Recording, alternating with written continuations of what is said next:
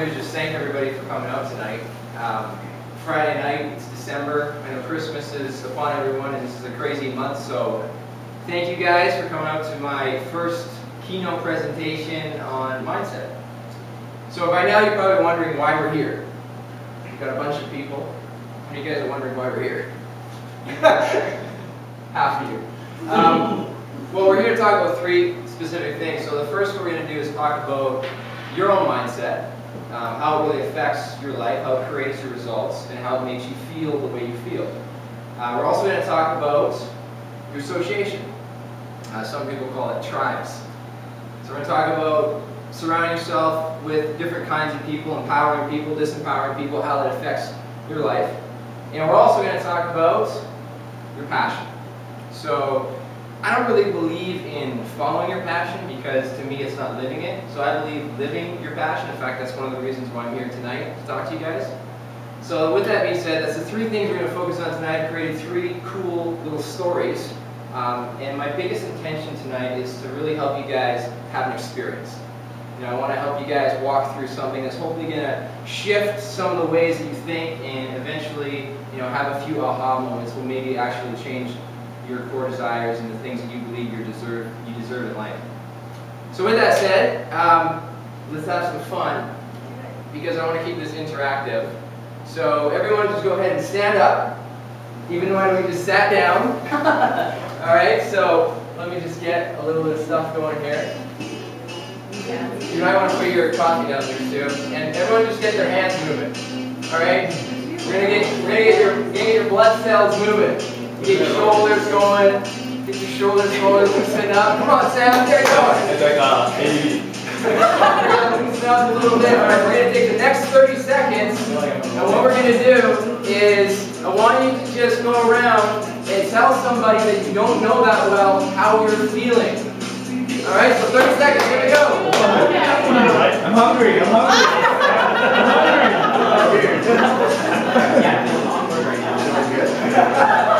Wrists are good.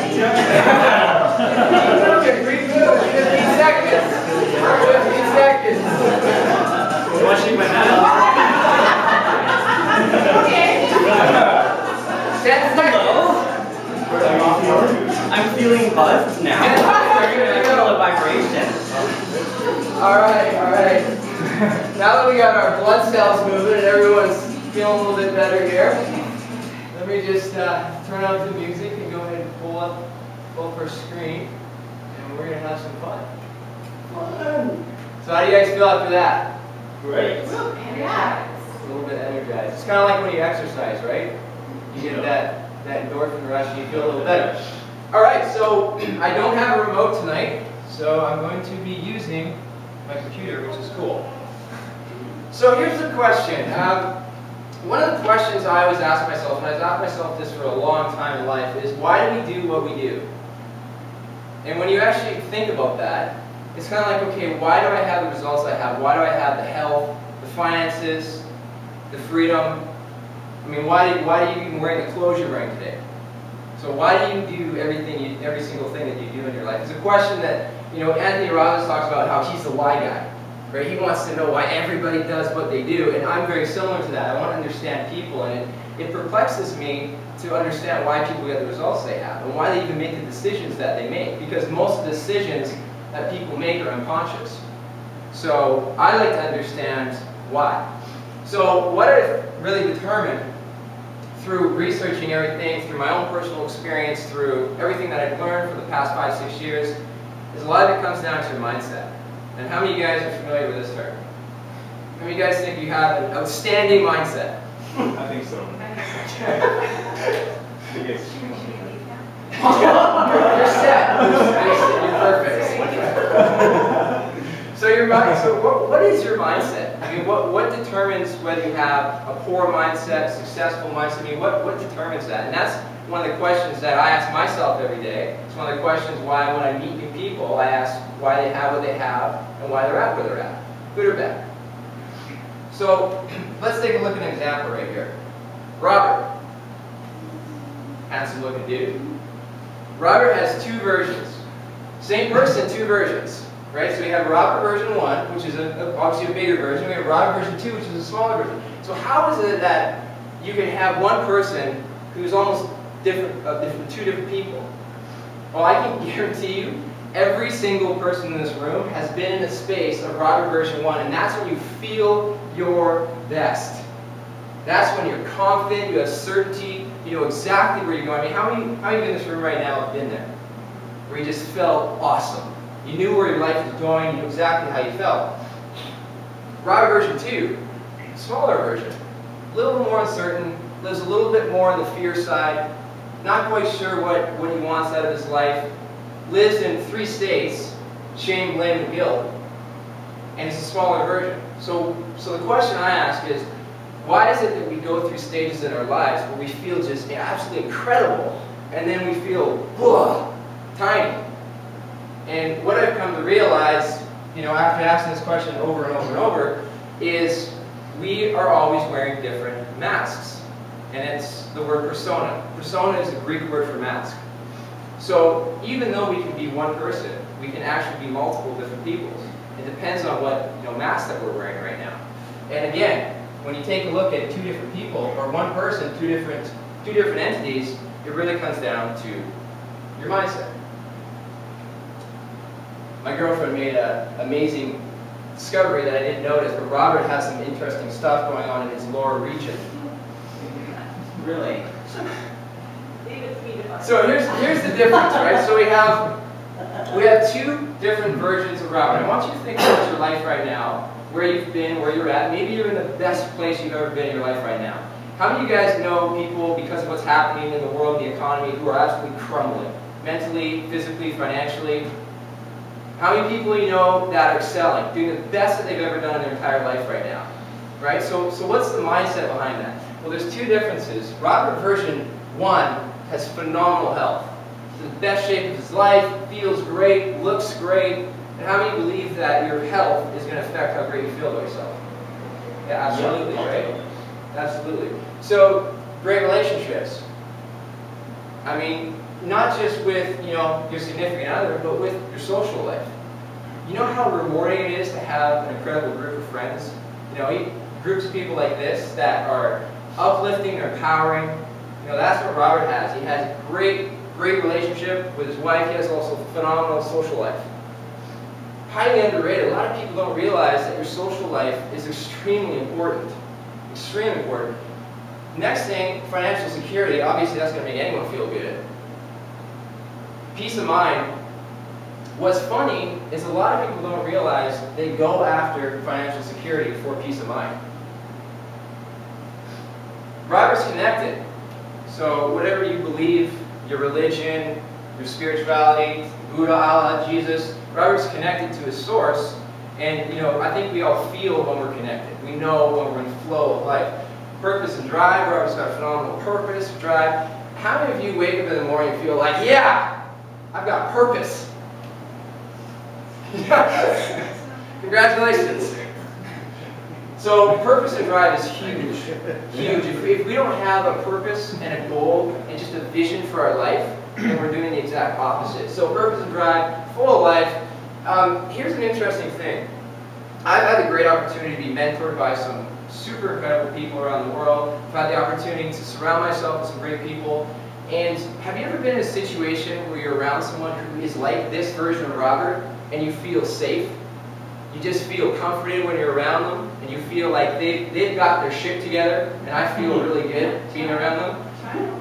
Oh, so that's Robert version 2. Out to the real world. Robert version 2. So yeah, Robert version 2 is a little bit different. And now everything in life has a dualistic view. So everything has an equal opposite. You have hot, you have cold, you have small, you have big. Now here's an interesting thing. As you grow as an individual, dualistic views start to dissipate. So the more that you grow as an individual, the less contrast you're going to have. So Robert version 2 is the exact polar opposite. Poor health, poor relationships, broke, stressed out, living in fear. How many people you know are Robert version 2? You guys know anyone like Robert version 2? Yep. Robert version 2 is in that state of, again, shame, blame, and guilt. So Robert version 2 doesn't, for the most part, think there's anything wrong with him. You know, he thinks everything else is someone else's fault, which we'll get into. So here's an interesting thing. In order to change your life, you have to become bigger than your problems. Would you agree with that? No. But what do most people do? If someone is in a situation where they need to change their life, they end up doing the exact opposite. They look at their situation, they go, oh my God, and then they just fall apart. And it completely freezes them up. There's an awesome quote that I love, and it goes, we are not afraid, if I can remember it right, we are not afraid of becoming small, we're actually afraid of becoming larger. We're actually afraid of stepping into our power and claiming what we know is actually ours. So most people, when they're afraid of something, they'll do the exact opposite. They'll run away from it. Even though they know they can become a bigger person to overcome their challenges, they'll actually do the exact opposite. It's the people that overcome their challenges and become bigger, that grow, that evolve. And isn't that what we want? I mean, I think every single person in this room just wants to become a better person, right? Wants to live a more fulfilling life. I mean, I think that's our God-given right. So let's talk a bit about Robert version 2. How many of you guys have heard of self-talk? You ever have talk that goes on inside your head? Okay, let's try this right now. Everyone just stop and listen to yourself. How many people had something go on inside your head? What the hell is he doing?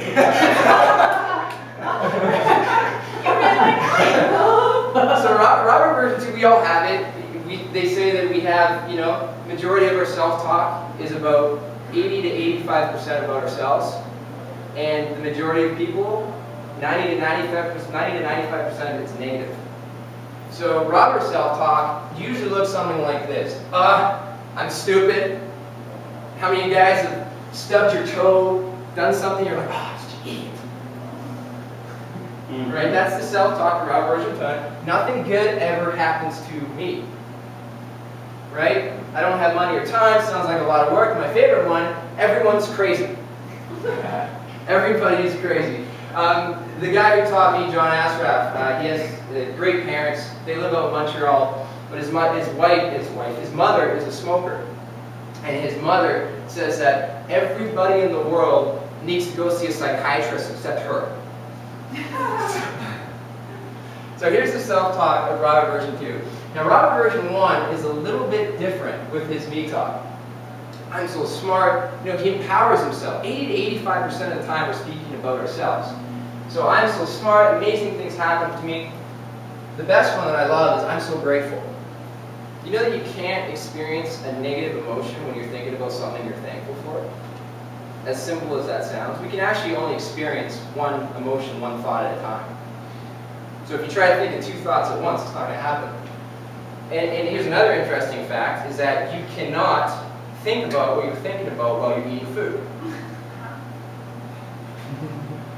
Your thoughts automatically stop as soon as you're eating. This is why a lot of people become obsessed with eating, is because they can't think about all the crap that's going on in their head. Try to prove. Every day I'm doing what I love. And money in abundance will flow to me easy. So the thought process is very different between the two individuals. And the reason that is, and I've studied this stuff over and over and over, I've applied it in my own life, is beliefs. So Robert version 2 must think differently in order to evolve to the bigger Robert version 1. And it all starts with his beliefs. How many of you guys think you have best beliefs in the world? Yeah. What? So beliefs, now here's what I'm going to challenge every single person in this room to do, is hold on to your beliefs loosely. Hold on to your beliefs loosely. A lot of people, they have their beliefs and I'm not letting go. You know, they get into an argument, they get into a confrontation, and they just, I want to be right. And what I encourage you to do is just hang on to them very loosely, because they're actually an illusion on who you think you are. Beliefs are nothing more than something that you've learned repetitiously over and over and over and over consciously slowly until they become ingrained into your subconscious. And at that point, they're automatic.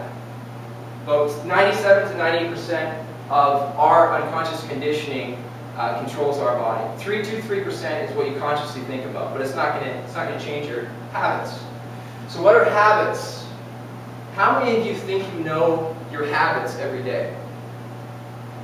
Think you know them?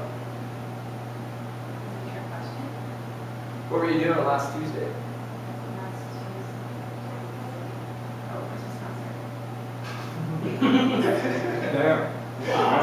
So your habits is good, but your mindset's right. Remember, you said habits. So habits, your habits, all they are they're your beliefs expressed through your body. So whatever you believe, you habitually do with your body. So your body will go into action automatically. The minute you wake up, you have a habitual way of living that you do things throughout the entire day. So that's how your habits are. You've created certain habits. Some of you guys have created awesome habits, some haven't. Perceptions. Perceptions are what you believe to be true based on your beliefs. So if I took my hand, and if I somehow magically just put it through this wall, I'd mess up a lot of your beliefs pretty quick. I would change your perception, I'm telling you that right now. And so our perceptions are what we believe to be true. In fact, let's do something fun right now. I'll walk you through a quick exercise. So everyone just take, whatever is your left or right-handed, put up your natural hand in the air. I want you to just take it and make a little symbol like this with these 2 fingers, and the back 3 fingers, just put them up like that. And just go ahead and take this and just really simply put it right on your chin. Right on your chin. Oh. That was a trick. Why'd you put it on your cheek? So I was looking at you. So do you always follow what people tell you to do? Not necessarily. But I think because I got influenced because I was just looking at you, so it's like, So what happens, and you just proved it, is your beliefs, this happens within a blink of an eye. Extremely fast. All the neural wiring in your brain just like boom, boom, boom, boom, boom as soon as somebody says something. So your beliefs fire up as soon as somebody tells you to do something. In most cases, in this situation, you have somewhat of an authority figure, like a parent or a teacher, telling you what to do. So you're already listening, and your beliefs say, I better pay attention. So I pay attention, and the individual tells me to do something, so I get my body to create the habit to do it. So what if I put it on my chin like I was supposed to, and then I thought, uh-oh, chin. What? You're the special one. Yeah. You get the award when you're done. Then all of a sudden where my chin wasn't. Well, and this is the difference, and everything's about awareness, right? So when you become present and aware of what's happening around you, you're less reactive, and you're more consciously aware. So when somebody says to do something, you actually are more aware of what they're verbally saying and visually doing, instead of just reacting. Behaviors are basically the beliefs, habits, perceptions, and combined, which is very similar to habits. Behaviors more surround, a lot of it surrounds the way you communicate with other individuals, the way you behave with yourself, your thoughts, and whatnot. So they're all encompassing. So anytime that you want to alter things, there's a couple ways to do them, and we're going to get into it, but everything starts with your belief system. So the question I ask, and again, I'm going to go back to how, why do we do what we do? How can Robert get from version 2 to version 1? Well, this is done through the 4 stages of learning. Unconscious incompetence. These are the fun people. These are the people that don't know what they're doing. They're usually upset at the world. They usually blame other people, and they usually have zero desire to change. These are the people that are not even aware that they have the potential to create anything that they want in their life, and they're usually running at an unconscious autopilot level, just doing their stuff every day, going about their days. I was like this up until close to 6 years ago now. Every day, just doing something, plodding along.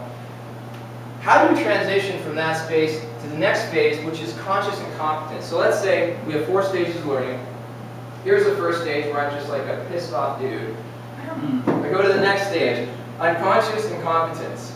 So that's when you consciously, 2 to 3% of your brain power, you consciously become aware, and you're like, wow, you know what? I can actually change this. But then you kind of go, oh yeah, that sounds like a lot of work. I don't think I want to do that.